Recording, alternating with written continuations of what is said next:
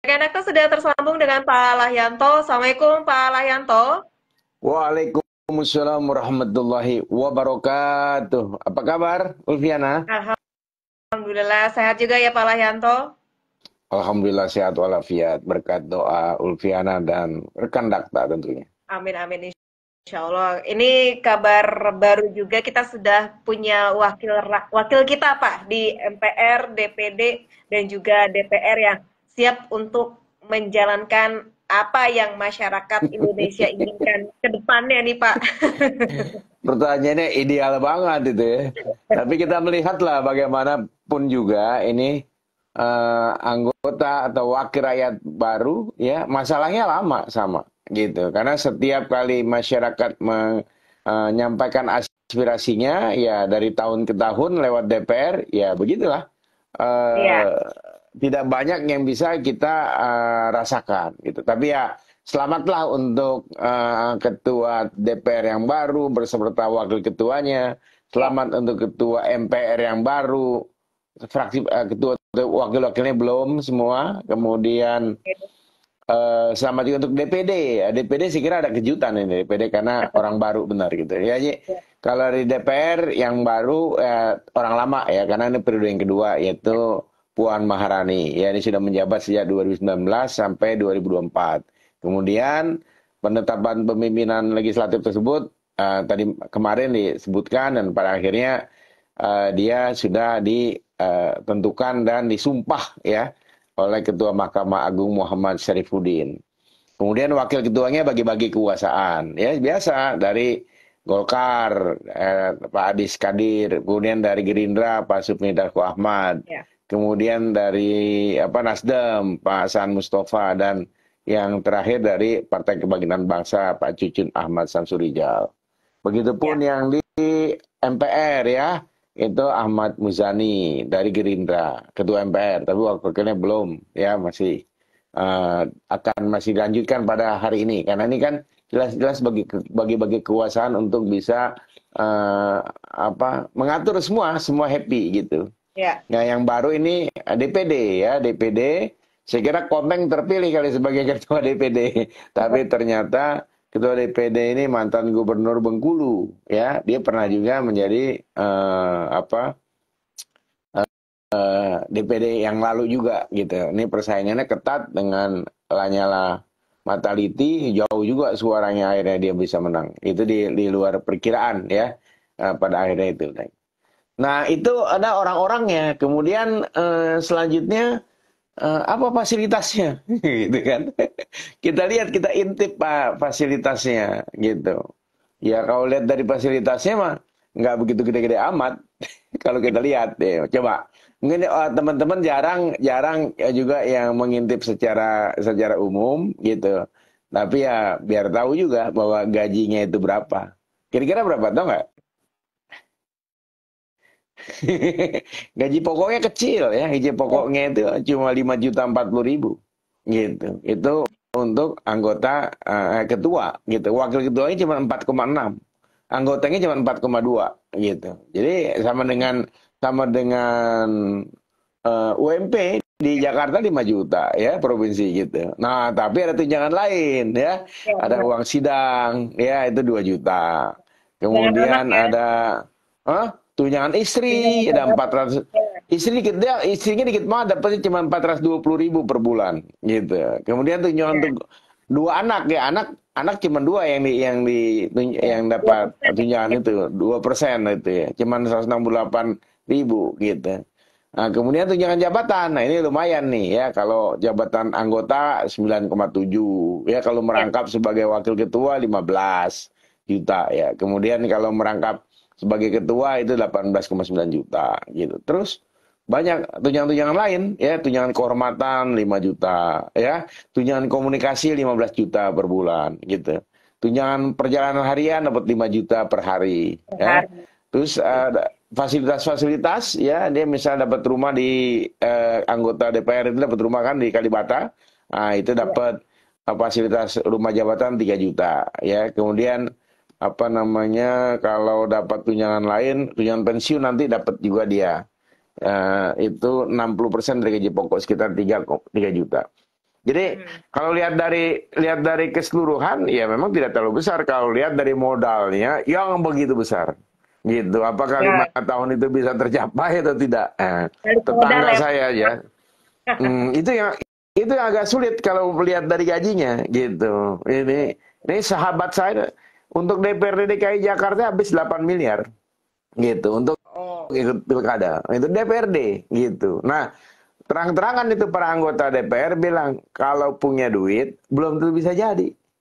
Punya jaringan, belum tentu bisa jadi juga. Punya duit dan punya jaringan, belum tentu jadi juga. Jadi memang banyak hal-hal yang perlu yang dicermati, sehingga banyak kos yang keluar di luar dugaan. Nah, itulah sebabnya, makanya banyak kolusi, korupsi, dan nepotisme di DPR. Karena untuk mendapatkan pengembalian biaya selama operasional kampanye, gitu. Makanya DPR juga menjadi salah satu lembaga terkorup karena dia melakukan praktek korupsi. Ya, jadi memang, tapi itu berjalan seperti biasa saja. Setiap ada survei bahwa ini menjadi lembaga terkorup, nggak ada perbaikan, gitu. Jadi tetap saja namanya DPR baru, tetap saja masalah-masalah yang lama, gitu, tidak bisa menyerap aspirasi rakyat, kemudian fungsi-fungsinya, yaitu fungsi pengawasan, fungsi anggaran, dan fungsi legislasi, pembuatan undang-undang. Nah juga, ya memang setelah diklaim banyak sekali yang lakukan, tapi kita lihat kan berapa banyak anggota DPR yang datang, duduk, diam, kemudian dapat duit. Udah, itu aja. 3D yang dilakukan, gitu. Jadi itu menjadi catatan kita, harapan kita tetap dia dapat menjalankan tugas dan kinerja yang dioptimalkan, dan kita harapkan, ya walaupun harapan ini setiap 5 tahun disampaikan, ya, tetapi kita melihat kondisinya masih seperti itu, ya. Yang terakhir kan kita lihat betapa wakil rakyat kita ini tidak memperhatikan dan tidak mendengar aspirasi dari rakyat, sehingga mereka berbondong-bondong ke DPR, kemudian mereka uh, merusak, ya, baru bisa. Nah, baru ada mereka mendengar. Akhirnya keputusan dari para anggota DPR yang kemarin mengenai keputusan MA soal pengembalian apa namanya, pengembalian suara tanpa 20% dari presidential threshold. pemilik, pemilik suara di parlemen bisa mengajukan sebagai gubernur dan bupati serta wali kota. Pada akhirnya kan sekarang sudah berjalan, gitu. Itu kan atas desakan yang luar biasa. Jadi kita berharap nih dengan orang-orang yang nggak baru juga sih, ya, karena udah 56% masih yang lama orang-orangnya, gitu. Yang baru-baru itu ya banyak artis-artis juga yang mulai dikenal. Ada Ahmad Dhani dari Gerindra, bahkan ada satu band di situ, yang satu dari Gerindra Ahmad Dhani, yang satu Once Mekel dari PDIP. Wah, jadi bikin konser nanti di sana, ya, gitu kan. Kemudian di DPD ada Komeng, ya, kemudian ada di DPR ada Uya Kuya, ada Denny Cagur, lucu-lucu lah pokoknya. Jadi ya kita lihat di sekarang beredar kabinet yang bercanda memunculkan kabinetnya artis-artis semua, gitu. Jadi ya itulah Indonesia, ya. Jadi Ya, kita tetap mencermati, tenang-tenang saja kondisinya, sampai kalau kita ketahui ketika ada pembagian kekuasaan di pemerintahan, sekarang juga ada pembagian kekuasaan di DPR, gitu. ya. Mhm. Baik, baik. Ini tentunya apakah ini kan ada PR yang harus diselesaikan di masa kemarin kan belum selesai, Pak. Apakah di yang baru ini bisa diselesaikan, Pak? Apalagi ada pansus Haji dan sebagainya. Ya harus berlanjut. Kalau yang pemerintahnya udah selesai, saya kayak Pak Haji ini, Ya. itulah namanya dia melakukan apa? Buying time, ya. Dia Ya. berupaya kan, ini pansus saja sampai tanggal 28 September kemarin, ya. Ya. Jadi ya udah selesai, kemudian sampai sekarang belum juga dipanggil lagi, dan pada akhirnya besok tanggal 19 sudah selesai semua kabinet, gitu. Baik, baik. Ya, jadi nanti kita lihat kalau seandainya apa namanya persoalan-persoalan lama kan kementeriannya nggak bubar, kementeriannya ada masih. Nah, jadi orang-orang yang mantan pejabat itu masih bisa dipanggil gitu. Jadi tidak bisa menghindar dari hukum gitu. Ya, Pak Layanto, ada Pak Johan yang ingin bergabung. Assalamualaikum Pak Johan. Waalaikumsalam warahmatullahi wabarakatuh. Iya. Selamat pagi. Selamat pagi. Pak Johan dengan Pak Layanto, silakan Pak. Baik, Pak Layanto, selamat pagi Pak. Assalamualaikum. Waalaikumsalam warahmatullahi wabarakatuh. Pak Johan yang baik, apa kabar? Alhamdulillah, ini melihat dan mencermati yang kemarin Pak ya, rame-rame menjadi anggota DPR. Emang ada satu pertanyaan Pak, Dewan Perwakilan Rakyat ini ada fungsinya nggak Pak ya? Ada fungsinya apa tidak ya? Jadi karena posisinya ini, dia rame-rame menjadi seperti ini, kebanyakan para artis apa itu pada diam, tidak menyuarakan yang sekarang lagi jeritan rakyat. Sementara kalau melihat gajinya saya rinci baca di ini, wah luar biasa, walaupun pokoknya cuma 5 juta. Ya. Tapi tunjangannya, dengkulnya apanya itu luar biasa, di atas 100 juta semuanya. Dapat pensiunan lagi ya? Bukan kita ngiri, bukan. Jadi apakah ini caranya menjadi anggota dewan yang habis daripada miliaran terus diganti sama gaji seperti ini? Namun fungsinya saya kira nggak ada dan kurang, malah kalau perlu dibubarkan. Begitu, malah ini nambah orang. Yang tadinya ini ada 575 menjadi 580 kali sekian orang. Nah, pertanyaannya yang sekarang ini arti daripada suara rakyat, contoh nih, bersamaan pelantikan, Marisa Haque itu meninggal dunia, dulu pernah menyampaikan tentang kategori masalah undang-undang halal. Persis ini rame, almarhumah meninggal pada hari itu juga, dikala mereka mensuarakan tidak ada tanggapan sama sekali. Dan ternyata kenyataan sekarang ada bir, ada macam-macam masuk dalam halal. Begitu sudah dicek, ternyata posisinya dihapus oleh mereka. Secepat itu, seperti itu. Ini fungsinya DPR di mana? Cuma gajinya doang aja buat ngembaliin caranya ini. Jadi kita rakyat sepertinya terbohongi atau dibohongi. Dan saya sekali lagi juga nggak akan percaya lagi sama kinerja KPU yang sudah disetir oleh pemerintah. Posisinya bahwa kemarin ini kami tidak meyakini bahwa independen daripada rahasia, seharusnya jujur dan rahasia, justru malah di KPU sendiri. Nah, oleh karena itu saya melihat DPR ini fungsinya sekarang apa Pak, rame-rame di sana Pak. Terima kasih Pak. Assalamualaikum. Waalaikumsalam warahmatullahi wabarakatuh. Ya, silakan Pak Prianto. Ya, secara konstitusional ya DPR itu adalah kan legislatif. Memang trias politika kita tidak bisa harus mengikuti pola itu. Kemudian fungsinya jelas ada 3 ya, fungsi DPR, fungsi pengawasan, fungsi anggaran, dan fungsi legislasi yang membuat undang-undang gitu. Dan setiap tahun dilaporkan itu bagaimana kerja mereka. Begitupun terakhir ya, mereka kemarin sudah melaporkan hasilnya. Lantas pertanyaannya apakah itu menetes kepada rakyat, gitu kan? Nah, sekarang dari aspek pengawasan kita ketahui banyak sekali. Jangankan mengawasi pemerintah ya, dia mengawasi dirinya sendiri saja. Ya dari aspek itu belum optimal. Begitupun dalam legislasi ada hal-hal yang penting tetapi tidak diprioritaskan. Gitu seperti yang dikhawatirkan oleh Pak Johan tadi. Ada yang sebenarnya untuk kepentingan mereka, itu yang cepat sekali undang-undangnya itu langsung digodok, diluncurkan, disahkan gitu. Jadi begitupun fungsi anggaran. Jadi tetap ya secara konstitusional 3 fungsi itu harus mereka jalankan. Bahkan fungsi-fungsi lain ya termasuk misalnya dalam kondisi darurat, kondisi Indonesia presiden menyerang perang itu harus melalui persetujuan dari DPR. Jadi memang secara konstitusional harus ada. Kalau diusulkan sebagai lembaga yang dibubarkan, nah sekarang kita tentu harus pandai dan cerdas juga bernegara, tidak emosional gitu. Nah ini pernah DPR mau dibubarkan oleh Gus Dur gitu, sehingga Gus Durnya yang dilengserkan gitu. Nah, karena DPR dinilai sebagai taman kanak-kanak saja. Ya ini bagian juga dari kritik kita terhadap DPR. Ya kita sebagai warga juga tidak boleh berhenti terus mengkritisi wakil rakyat kita yang ada di sana gitu. Mengenai tunjangan dan jabatan, ya saya kira memang karena biaya politik kita sangat mahal sehingga mereka juga ingin kembali, tidak ada yang namanya itu pengabdian, mereka juga bisnis juga, cuman namanya bisnis politik gitu. Dia mencari revenue yang sebanyak-banyaknya, tentu dengan cost yang sedikit-dikitnya, tapi nyatanya cost-nya begitu besar gitu, sehingga setelah menjadi anggota DPR dia mencari pendapatan yang sebanyak-banyaknya, ya apapun itu dilakukan gitu.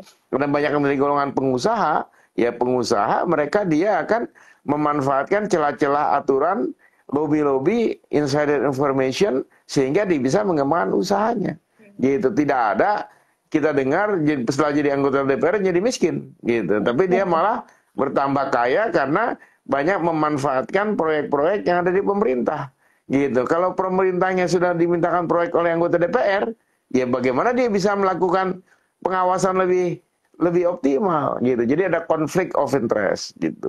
Inilah kenyataan yang kita miliki, yang kita hadapi sekarang. Ya tapi kita tidak boleh diam begitu saja gitu. Kalau kita mau mengkritisi ya kita sampaikan melalui forum-forum yang konstitusional juga gitu. Ya ini salah satunya adalah melalui media massa. Iya. Baik, ini juga pertanyaan, pernyataan mungkin ya, komentar. Ini tidak disebutkan namanya. Seharusnya yang milih lebih cerdas karena mereka jadi anggota DPR karena pilihan kita. Juga nanti di new pemerintahan kabinetnya juga gemoy karena total kurang menteri dan wakilnya bisa menjadi 60 orang ini, Pak. Ya, memang begitu kenyataannya. Kita walaupun ketika kita memilih, kita tahu orangnya. Dan ketika kita sudah memilih dia sudah di sana, ya dia akan lupa sama kita. Gitu. Itu yang kita kenal, apalagi yang nggak dikenal. Gitu. Makanya besok ya akhirnya bercerita masa akan datang lagi. Kan pengalaman kita sudah berkali-kali kita melakukan pemilu kan. Ada yang kita kenal. Ya, saya khusus kenal, saya bilang, saya khusus kenal, kemudian saya coblos, kemudian dia terpilih. Begitu terpilih ya lupa. Gitu. Udah biasa itu. Itu makanya kebaikan seseorang itu adalah ditentukan ketika dia diberikan amanah, diberikan jabatan gitu. Nah, ada juga yang sudah terpilih. Ini pengalaman pribadi sudah terpilih tahun 2004 ya kan? Nah, terpilih sampai 2009. Kemudian tidak terpilih lagi kan? Begitu di 2014 dia minta lagi dukungan. Saya bilang kemarin kemana aja gitu. Begitupun sekarang di 2024 ya. Dari periode 2017-2022 itu kan perpanjangan sampai 2024 kan. Nah awalnya juga begitu. Mereka janji-janji akan memenuhi fasilitas dan janji kampanye yang ada di kampung kita. Nggak usah jauh-jauh lah, di DPRD lah gitu. Kalau yang ke DPR itu kan memang kita lihat sudah seperti itu kondisinya. Ini di DPRD yang tiap hari kita lihat gitu kan, yang awalnya ada pembangunan fasilitas, pemberian infrastruktur, yang pada akhirnya lewat begitu aja gitu. Sama nih sekarang kampanye yang pilkada juga begitu kan, semua mempersiapkan tema-tema yang bagus, janji-janji yang bagus. Mau balikan lagi Bala Rakyat, mau balikan lagi proyek Muhammad Nursid Tamrin di Jakarta kan, gitu. Mau digratiskan lagi JIS gitu kan, naik Transjakarta gratis. Ya kita lihat nanti perkembangan seperti apa. Nah itu dia kontrol dari anggota DPRD gitu. Begitupun yang di pusat kontrol dari DPR. Nah apakah itu bisa? Gitu. Ini kan kita lihat udah ada program-program unggulan yang dilakukan oleh Presiden Prabowo. Kita lihat nanti dalam tahap pertamanya. Dan disampaikan tadi juga bagaimana kabinet yang begitu mengakomodir dan membagi-bagi kekuasaan sehingga sampai kabarnya 44 menteri dengan 6 menko dan begitu banyak wakil menteri. Gitu. Baik, ini ada rekan Deliza, rame-rame kepingin jadi wakil rakyat, ternyata gaji pendapatannya luar biasa, menggiurkan fasilitas, tunjangan-tunjangan kehormatan, dan uang lainnya berlipat-lipat. Itu uang kita loh, Pak. Ya, memang ini uang kita. Itu uang rakyat, karena kita bayar pajak, gitu. Nah, sekarang, apakah mereka bisa menjalankan amanah sesuai dengan apa yang kita inginkan? Ya, yang kemarin sih nggak ada yang menjalankan amanah itu, gitu. Tapi kan ini proses terus berlangsung, terus berjalan. Dan masyarakat masih suka aja dibohongin. Masyarakat begitu kampanye, suka-suka lagi senang-senang mencoblos, gitu kan. Nah, ini sekarang kondisinya seperti sekarang. Buktinya apa? Masih 56% wakil rakyat yang lama yang terpilih. Padahal kita ketahui kinerjanya selama 5 tahun kemarin, bahkan 7 tahun ya tidak terjadi apa? Ada yang tidak terjadi apa-apa gitu. Yang di DPR ada yang sampai 7 tahun. Kalau yang di DPR ya 5 tahun dari 2019 gitu. Jadi begitulah kenyataannya. Sabar-sabar masyarakat Indonesia, jangan terlalu emosi, tapi kita tetap bisa melakukan kritik dan kontrol terhadap mereka gitu. Lakukan terus, kritik terus, sampaikan terus gitu. Nah, itu kewajiban kita sebagai rakyat, karena kita yang membayar pajak, kemudian mereka menjalankan pemerintah dan anggota legislatif menjalankan fungsi kontrol. Baik. Kita berdoa semoga pilihan kita nggak salah ya Pak ya. Iya. Aduh, kalau udah doa itu ada perjuangan yang terakhir ya. Yang pertama itu ambil alih gitu. Jadi kalau saya ada merasa teman-teman yang tidak bisa menjalankan yang dipilih tidak menjalankan amanah, ya tahun depan dia ikut. Pemilu depan dia ikut. Dia duduk langsung di anggota DPR gitu. Jadi ya akan merasakan betapa fasilitas yang diperoleh itu sangat menggairahkan dan menggiurkan. Tapi ingat, kosnya juga sangat mahal gitu. Hanya orang-orang tertentu yang bisa tampil sebagai anggota DPR, DPRD maupun DPR tingkat 2 gitu. Jadi ya memang inilah salah satu yang diperjuangkan, bagaimana menekan biaya pemilu sehingga ongkosnya tidak mahal, sehingga tidak orang-orang calon anggota DPR itu juga tidak menargetkan pengembalian biaya yang sangat mahal itu. Iya, baik. Ini juga tadi pertanyaan sama, pertanyaan memang fungsi DPR selama ini tak berguna karena wujudnya masih banyak demo, berarti nggak nyambung antara rakyat dan wakilnya nih Pak. Ya, kan kita pertama menyampaikan melalui aspirasi dengan media, ya. Medianya tidak ada, kita langsung. Kan banyak metode untuk kita sampaikan ini. Ya, pada akhirnya karena nggak didengar, ya rame-rame kita demo ke sana. Yang terakhir kita demo ketika ada mau pembatalan putusan MA gitu. Karena apa? Karena dia punya kepentingan tersendiri. Nah, alhamdulillah para wakil rakyat itu para rakyat yang berdemo itu, para aktivis, artis ya, akhirnya suaranya didengar. Karena apa? Sampai malam 3 hari berturut-turut kita kawal gitu. Itu bukti dari wakil rakyat tidak mendengar suara rakyat. Iya. Sekarang bagaimana? Ya sekarang kita terus suarakan, kita kritik terus wakil rakyat, jangan sampai kita bosan gitu. Ini dikasih fasilitas untuk memberikan kritik seperti ini adalah sesuatu yang baik, yang harus kita lakukan terus. Ya, baik. Mungkin itulah manusia Pak, tempatnya lupa dan salah, hilaf, tapi jangan tiap hari ya Pak, apalagi 5 tahun ya Pak. Ya, jangan gitu.